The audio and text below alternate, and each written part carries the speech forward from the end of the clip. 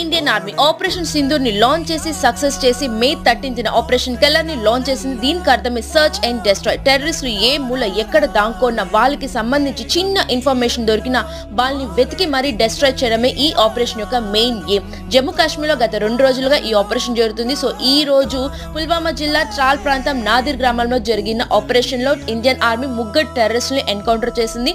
So వీళ్ళు జైష్ ఈ మొహమ్మద్ ఉగ్రవాద సంస్థకు చెందిన వాళ్ళు. అందులో ముఖ్యంగా ఆసిఫ్ అహ్మద్ షేక్ పెహల్గాం ఉగ్రవాది టెర్రరిస్ట్ అన్నమాట. సో అతను కూడా ఈ కాల్పులో ఎన్కౌంటర్ అయ్యాడు. సో అతనితో పాటు అమర్ నాజిర్ యారవ్ భట్. సో వీళ్ళు ఈ రోజు జరిగిన ఆపరేషన్ లో ఎన్కౌంటర్ అయ్యారు. గత 2 రోజులుగా జరుగుతున్న ఆపరేషన్ లో మొత్తం 6 ఉగ్రవాదుల్ని ఎన్కౌంటర్ చేశారు మన ఇండియన్ ఆర్మీ. సో మన కోసం ఫైట్ చేస్తున్న ఇండియన్ ఆర్మీ కోసం ప్రతి ఒక్కరు ప్రే చేయండి. ఎందుకంటే వాళ్ళు సేఫ్ గా ఉంటేనే మనం సేఫ్ గా ఉంటాం. సో మరెన్నో ఇలాంటి అప్డేట్స్ కోసం మన ఛానల్ ని ఖచ్చితంగా లైక్ చేయండి, షేర్ చేయండి, సబ్స్క్రైబ్ చేసుకోవడం మాత్రం మర్చిపోకండి. Thank you. Indian army